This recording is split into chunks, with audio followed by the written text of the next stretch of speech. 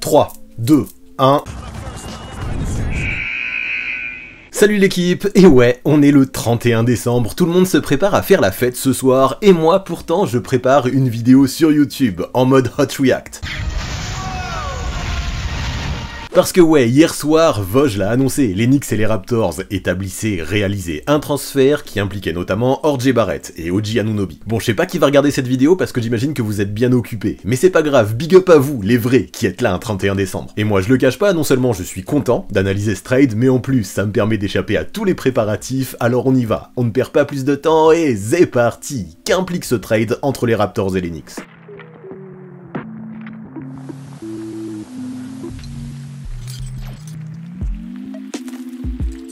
Et ouais, vous l'avez compris, on a eu un gros trade cette nuit entre les Raptors et les Knicks. Donc d'un côté, on a les Knicks qui envoient R.J. Barrett, Immanuel Quickley, plus un second tour de draft en provenance des Pistons du côté de Toronto, en échange d'OG Anunoby, de Precious Achiuwa et de Malachi Flynn qui, eux, prennent la direction de New York. Donc on le voit, ces deux équipes, après leurs histoires de fichiers volés entre les deux franchises, ont temporairement fait la paix pour essayer de s'entendre. Par contre, dans ce deal, ce qu'on voit c'est qu'il y a pas mal d'interrogations, parce qu'on le sait, Anunoby c'est un défenseur de premier plan, c'est l'un des meilleurs 3&D en NBA tout simplement, et on peut se demander justement comment son arrivée peut impacter les espoirs des Knicks en playoff, parce que les playoffs c'est l'ambition pour ces Knicks, et bien y figurer c'est une autre ambition. Maintenant ce qu'on peut se demander c'est pour cette équipe de New York, est-ce que les pertes ne sont pas trop importantes pour justement essayer d'avoir des ambitions? Côté Raptors, qu'est-ce que ça veut dire ce trade sur l'avenir de l'équipe? Comment R.J. Barrett peut s'intégrer, lui qui depuis le début de sa carrière est plutôt décevant? Quel rôle aussi on pourra donner à Immanuel Quickley? Et quels objectifs tout simplement pour la franchise canadienne à court, moyen et long terme après ce deal.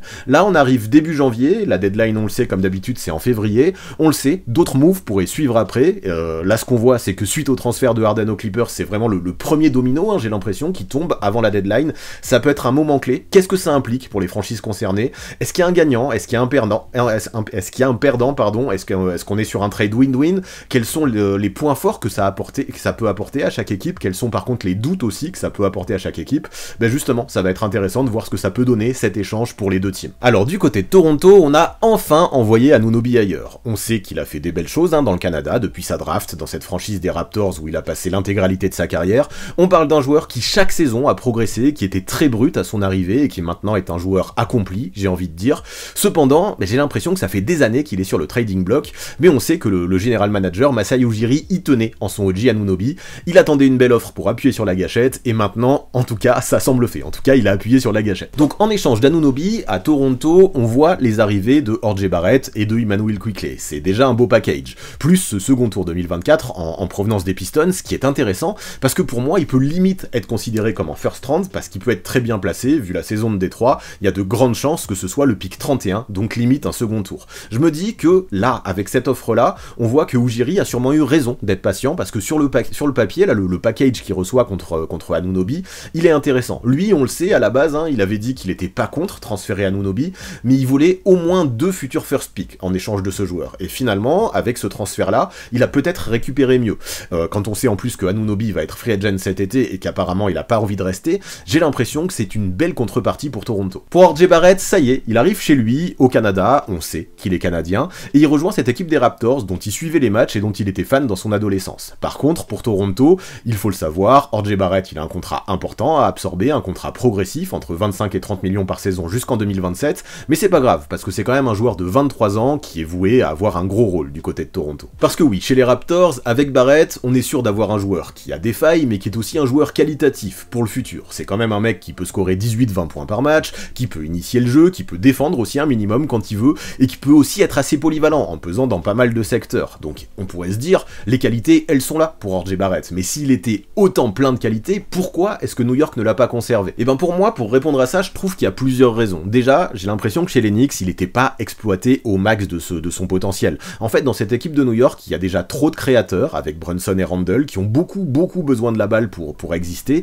et à côté d'eux, il y a besoin de shooters, besoin de défenseurs aussi. On a essayé de mettre Barrett dans ce rôle, mais c'est pas le joueur qu'il est, c'est pas sa nature, et on l'a vu dans ce rôle à New York, il a jamais été vraiment fiable sur la durée. Pourtant, je vais pas lui enlever, hein, il a montré des progrès au shoot depuis sa draft, mais son adresse, c'est toujours les montagnes russes, il y a un vrai manque d'efficacité d'efficacité, de constance dans son jeu, dans ses pourcentages. C'est un joueur irrégulier, avec une implication qui est parfois suspecte. Est-ce que ces derniers temps, il est un petit peu frustré de pas vouloir jouer son jeu comme il le peut, comme il sait le faire? Est-ce qu'il est frustré de ne pas être utilisé au full potentiel qu'il peut avoir par Tom Thibodeau? C'est possible, mais ce que je vois, c'est que malgré ses qualités, c'est ce que je disais, dans l'implication, c'est plus le même en défense, je trouvais qu'il était meilleur lors de ses premières années à New York, par exemple. Et on le voit, hein, quand on regarde les stats avancées, notamment cette saison, souvent, quand il est sur le terrain, malgré ses qualités, on a un R.J. Barrett qui a quand même un impact négatif pour les Knicks. Et à New York, on est conscient on peut encore le développer, mais je crois qu'on n'a pas le temps d'attendre, surtout qu'il a pas le bon profil, et qu'on a une volonté d'être performant tout de suite du côté de la franchise new-yorkaise. À Toronto, par contre, on l'a vu, il y a une reconstruction qui est en cours depuis cet été. On a Nick Nurse et Fred VanVleet qui sont partis, c'était le premier move, hein, qui montrait qu'on voulait tourner une page dans cette franchise.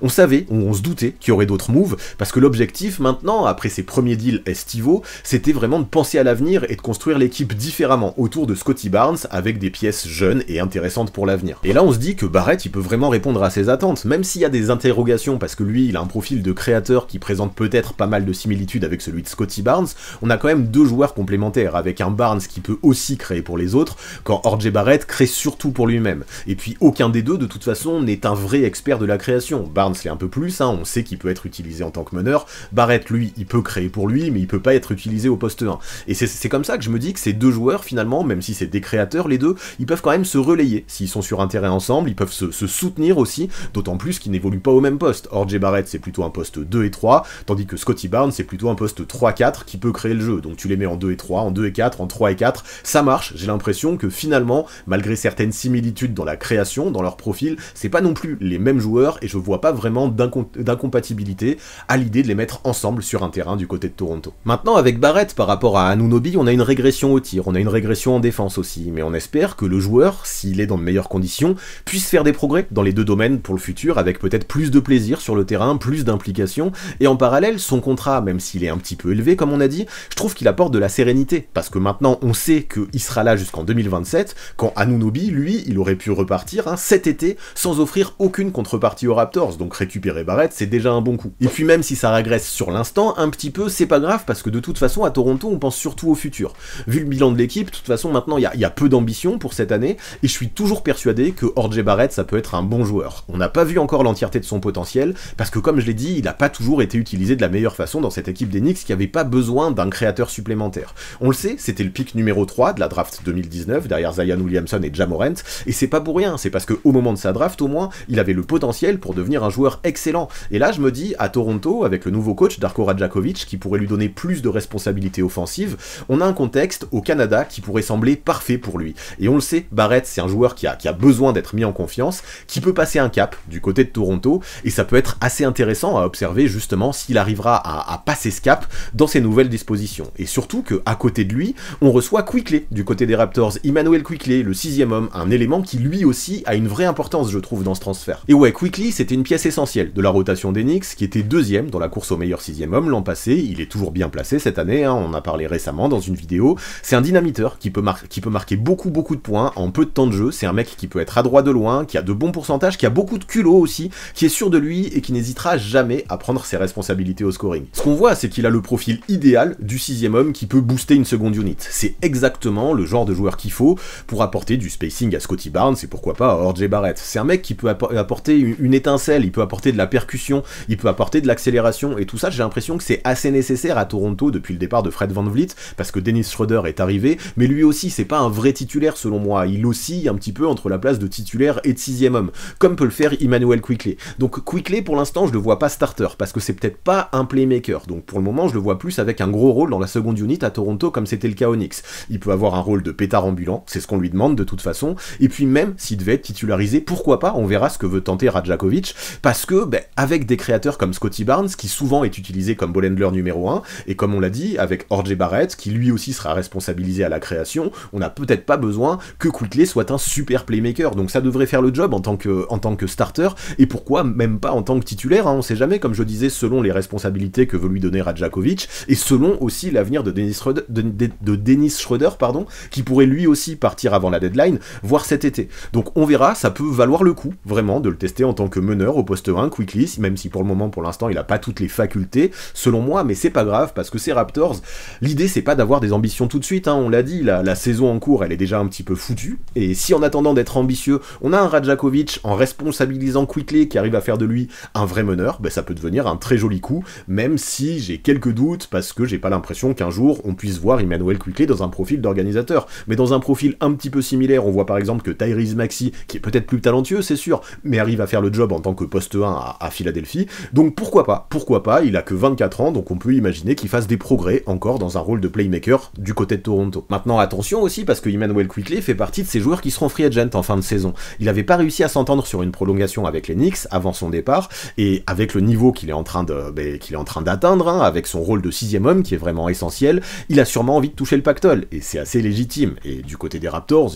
on imagine que si Masai Ujiri a fait ce deal, c'est qu'il est prêt à lui donner ce pactole pour le prolonger et éviter justement de le perdre cet été. Donc Barrett plus Quickley qui peuvent apporter de très belles choses à Toronto, mais à côté de ça aussi, on a une cerise sur le gâteau, c'est le second tour des Pistons, comme je disais, qui peut être très bon, et qui peut donner la possibilité de choper un bon joueur de plus lors de la prochaine draft. Contre un Anunoby qui certes est expert dans son domaine, mais qui correspond peut-être pas aux objectifs à long terme de Toronto, avec son statut de free agent, ça peut être une très belle contrepartie pour les Raptors, et franchement, j'ai l'impression que ce deal, c'est un très bon coup mis en place par Masai Ujiri. C'est une double venue qui s'inscrit parfaitement dans cette optique de reconstruction des Raptors, autour de Scottie Barnes, et si je parle pas de Siakam aujourd'hui, en tout cas jusque-là, c'est volontaire, parce que comme je disais, ce trade, c'est peut-être le premier domino qui pourrait annoncer une autre série de mouvements dans le Canada, comme justement un trade de Pascal Siakam, qui selon moi devient de plus en plus inévitable, parce que comme OG Anunoby, il est free agent, il peut intéresser tout de suite plusieurs équipes, et ça peut être vraiment le moment, avant la deadline, de l'envoyer ailleurs, justement pour éviter de le perdre pour rien cet été. Pour moi, de toute façon, ce départ de Siakam, c'est un petit peu le seul move manquant à Toronto pour repartir de zéro, avec un nouveau coach, un nouveau leader, de nouveaux jeunes autour de ce leader, et apporter à la fanbase des Raptors certaines certitudes pour l'avenir. Parce que cette équipe, comme j'ai dit, elle est pas attendue pour gagner de suite, mais c'est quand même rassurant de voir enfin où elle va, parce que jusque-là, c'était complètement flou. Cette stratégie, de la part du management, elle me semble intéressante, et enfin, on peut peut-être avoir des bases solides pour l'avenir du côté de Toronto. Les pièces récupérées, elles vont dans ce sens, c'est des pièces jeunes et intéressantes, qui peuvent performer tout de suite, qui collent bien à l'image et à la timeline de l'équipe, et qui toutes, en plus, ont du potentiel pour le futur, parce que c'est des joueurs jeunes, et si Barrett et Quickley continuent à progresser, et progressent significativement dans un nouveau rôle aux Raptors, en atteignant leur potentiel, ça peut vraiment être un très bon coup pour cette équipe en échange d'un OG Anunoby qui aurait sûrement fait ses valises cet été. Donc ouais, c'est un move intelligent, j'ai l'impression, de la part de Ujiri, il fallait appuyer sur le bouton reset un petit peu dans cette franchise de Toronto, j'ai l'impression, appuyer sur le bouton rouge et essayer de récupérer des éléments prometteurs en échange de joueurs comme Anunoby, c'est ce qui a été fait. Il y avait besoin de jeunes de talent autour de Scottie Barnes, et ce deal va vraiment dans ce sens du côté du Canada, donc vraiment un bon point et un bon trade win pour les Raptors du côté de Masai Ujiri. Donc du coup on va parler des Knicks, c'est important aussi, parce que pour moi c'est l'équipe qui a le plus d'ambition cette saison, il n'y a même pas trop de doutes comparé aux Raptors, et pour les Knicks, clairement, il y a des risques avec ce deal, parce qu'on perd des pièces jeunes et prometteuses, hein, comme Barrett et Quickley, pour récupérer un Anunoby qui peut apporter beaucoup, mais qui, comme on l'a dit et répété depuis le début de ce Hot React, sera free agent cet été, et qui pourrait justement demander lui aussi un très gros contrat vu le niveau de 3&D qu'il est en train d'atteindre. Mais maintenant, la perte de Barrett m'inquiète pas trop, c'est un bon joueur c'est sûr, mais j'ai l'impression qu'à New York il était pas dans le bon environnement. Pour Quickley, son départ il peut piquer un peu, parce qu'on pourrait avoir l'impression que le banc régresse avec son départ. Mais c'est pas grave, parce qu'on a recruté Dante DiVincenzo cet été, qui peut aussi évoluer au poste 1 et 2, et il peut compenser peut-être avec plus de responsabilité ce rôle de dynamiteur dans la seconde unit. Peut-être pas avec autant de talent, mais au moins compenser certaines choses. Et puis à côté de ça, on a aussi les arrivées de Malachi Flynn, qui peut apporter de la densité aussi sur le banc en tant que backup meneur, et de Precious Achiuwa, qui pourrait être vraiment essentiel avec la blessure de Mitchell Robinson, qui ne reviendra probablement pas cette saison. Donc ok, il y a Quickley qui s'en va, mais sur le banc des Knicks, il pourrait toujours y avoir des solutions. Ce banc, il est pas tant dépouillé que ça finalement, surtout qu'à côté de ça, la principale arrivée, elle va se situer dans le 5 de départ, et comme vous le voyez sur le visuel, et comme on l'a dit aussi depuis le début de la vidéo, elle concerne OG Anunoby. Et ouais, concernant sa situation contractuelle, qui peut inquiéter, on peut se dire qu'envoyer tous ses assets pour le perdre potentiellement cet été, ça peut représenter un gros risque pour les Knicks. Mais est-ce que cette équipe aurait vraiment fait ce deal sans certitude? S'ils ont fait venir Anunoby, je pense, c'est qu'ils ont donné autant pour le récupérer, c'est parce qu'ils croient en lui sur le futur, et je pense que c'est parce qu'ils sont prêts à lui donner le contrat qu'il demandera cet été. Et puis quand on sait que l'agent de Anunoby, c'est le fils de Leon Rose, qui est président des Knicks, on peut imaginer que certaines choses ont dû se prévoir et s'anticiper avant de faire ce trade. Peut-être même qu'il va activer, peut-être que ça a été vu avec lui, donc peut-être qu'il va activer sa player option en fin de saison à 20 millions, même si à mon sens c'est un scénario quand même assez peu probable, parce que je pense que OG Anunoby va profiter de son statut d'agent libre pour essayer de renégocier son salaire à la hausse, il peut le mériter, il peut prétendre à un salaire plus haut que 20 millions par saison, je pense que les Knicks s'y attendent, et à moins d'un vrai échec cette saison de Anunoby du côté des Knicks, je pense que cette équipe, l'été prochain, lors de la prochaine off-season, fera tout pour le garder. Donc maintenant qu'on sait ça, maintenant qu'on sait que le risque, j'ai l'impression, est assez mesuré, on va essayer d'observer ce que OG Anunoby peut apporter sur le terrain, parce que c'est quand même le facteur et le point essentiel pour analyser le côté win-win potentiel de ce transfert du côté des Knicks et des Raptors. Et j'ai l'impression qu'Anunoby, ça peut être une option 3 de grande valeur derrière Brunson et Randle en attaque, parce que c'est deux joueurs qui ont besoin de spacing, et ça c'est nickel, parce que Anunoby, c'est un super shooter de loin, qui a 37% de réussite cette saison, avec un gros volume en plus, qui est excellent off-ball, qui peut proposer des solutions autour de playmakers qui eux ont besoin du ballon, quand lui n'a pas forcément besoin de porter la gonfle pour briller. J'ai l'impression que c'est un joueur qui sera complémentaire à Barrett et à Randle, qui pouvaient un petit peu se marcher sur les pieds avec RJ Barrett, quand avec OG Anunoby, ce sera moins le cas. Ça permettra de voir un jeu des Knicks peut-être plus huilé, moins stéréotypé, qui se base moins sur l'ISO, on le voit, les Knicks ils enchaînent beaucoup les 1 contre 1 en ce moment, et avec des shooters de loin comme OG Anunoby, peut-être voir un ballon qui circule mieux si Tom Thibodeau arrive à mettre en place l'attaque qu'il faut avec ses joueurs. Et même pour Anunoby, j'ai l'impression que c'est bien, avoir des créateurs comme à ses côtés, comme Randle et comme Brunson, qui peuvent attirer les défenses, qui peuvent faire preuve d'une certaine gravité, mais ça peut lui donner encore plus d'espace pour développer encore mieux son rôle de serial shooter du côté de New York. Puis c'est également un joueur athlétique, qui peut attaquer les close-out, qui peut être agressif vers le cercle, qui peut poster ses défenseurs grâce à son corps, et qui utilise souvent ses qualités à bon escient. Il peut aussi être percutant en contre-attaque. À New York, on lui demandera surtout de shooter, mais c'est pas non plus un joueur totalement unidimensionnel, et ça lui rajoute des qualités forcément dans cet effectif des Knicks. En attaque, j'ai l'impression qu'il correspond vraiment à cette identité que veulent développer les New-Yorkais, qui depuis l'échec Evan Fournier cherchent vraiment une espèce de shooter fiable qui en plus peut défendre de façon très forte, et ça tombe parfaitement parce que c'est exactement le profil de OG Anunoby, l'ancien ailier des Raptors. Parce que ouais, la défense c'est sa qualité essentielle, c'est l'un des meilleurs défenseurs au périmètre de la NBA, OG, il peut switcher sur les postes 1 à 4 sans problème, il a un gros volume physique, il a de bons outils, il peut cumuler pas mal de contres, pas mal d'interceptions, il a un très bon impact sur l'homme, il est intelligent loin du ballon, et il mixe très bien, je trouve, ses qualités athlétiques, sa longueur et sa mobilité. Quand on connaît l'importance de la défense pour Thibodeau, on comprend que ce profil intéresse vraiment les Knicks, et ce que j'aime c'est que c'est pas non plus forcément un gros nom, pas forcément un All-Star, alors que ces dernières années on le voyait, les New-Yorkais ils semblaient plutôt privilégier ce genre de joueur, pour la hype, pour le côté Big Apple, pour le Madison Square Garden, mais non, depuis l'arrivée de Leon Rose, on est moins dans cette recherche de hype, on est allé chercher un role player élite qui correspond parfaitement aux besoins de l'équipe, un joueur fiable de seulement 26 ans, et là je me dis que forcément ça peut être un bon move qui va vraiment équilibrer de façon plus cohérente ce 5 de départ new-yorkais qu'avec un RJ Barrett qui on l'a dit n'était pas le fit idéal. Maintenant oui, sa perte à Barrett et aussi celle de Quickley ça peut faire un petit peu mal au cœur aux fans des Knicks, mais si Barrett pour moi c'était pas le bon profil, on avait de toute façon un Quickley qui était trop gourmand au niveau du salaire pour potentiellement le prolonger, et je crois qu'il fallait bouger du côté new-yorkais, et ce deal va dans ce sens, même si au premier coup d'œil, on a une franchise new-yorkaise qui semble lâcher beaucoup pour un joueur comme OG Anunoby. Par contre on l'a dit, les arrivées de Flynn et de Achiuwa, mais aussi le rôle supérieur et plus important que Tibbs pourrait donner à DiVincenzo, font que le banc reste toujours solide, et si ces deux joueurs vraiment, Flynn et Achiuwa, apportent un bonus qui serait pas forcément attendu, ça pourrait vraiment être une bonne surprise, je trouve, pour compenser le départ d'Immanuel Quickley. Les opportunités seront là pour les deux, au moins pour Achiuwa, je pense, et quand on voit que même Taj Gibson a eu du temps de jeu dernièrement pour compenser la blessure de Mitchell Robinson, on a un Precious Achiuwa qui clairement aura un rôle dans cette raquette, et qui en plus peut apporter pas mal de choses, il peut faire le taf aux côtés d'un Isaiah Hartenstein sur le banc, qui lui aussi fait de très belles choses depuis le début de la saison. Ce qu'on voit, c'est que chez les Knicks, de toute façon, on avait un effectif dense,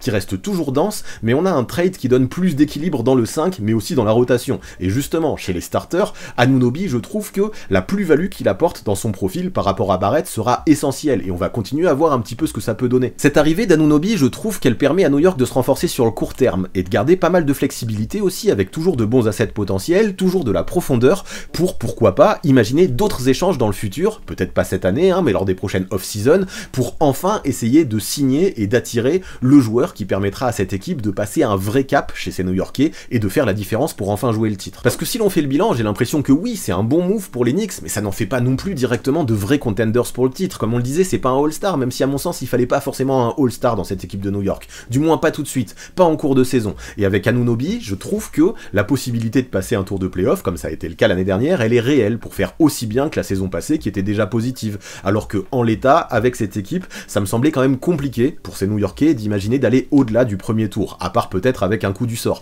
Mais ça me semblait compliqué en tout cas, avec cette arrivée d'Anunoby, il y a plus de chance. Cette équipe, elle est renforcée, c'est sûr, avec Anunoby, des deux côtés du terrain. Mais sur le papier, ça semble quand même toujours un petit peu juste, on va pas se le cacher, pour lutter avec les ogres que sont les Bucks et les Celtics dans la conférence Est. Même face aux Sixers, je mets toujours pas les Knicks favoris en play-off, même avec OG sur une série qui se jouerait en 7 matchs. Et si j'ai du mal à voir les Knicks contenders, le souci pour moi c'est surtout Julius Randle, qui a souvent une présence suspecte en play-off. Il y a participé 2 fois en carrière, et à chaque fois son niveau a beaucoup baissé. On voit qu'il a du mal à s'adapter à l'intensité des défenses, qui sont plus agressifs en play-off, qui se concentrent plus sur lui, et même s'il a connu quelques pépins physiques qui peuvent un petit peu l'excuser, j'ai toujours du mal à me dire qu'il sera un joueur fiable en post-season, alors que les Knicks clairement ont besoin de ce style de joueur, parce que Brunson en play-off ne peut pas tout faire. Sauf que maintenant, avec Anunoby, autour de Brunson, il y a une autre option supplémentaire qui peut être qualitative. Et même si je ne vois pas tout de suite les Knicks contenders avec cette venue, je trouve que ce trade est quand même win-win pour les deux équipes. Parce que on a des Raptors qui continuent leur reconstruction de façon intelligente,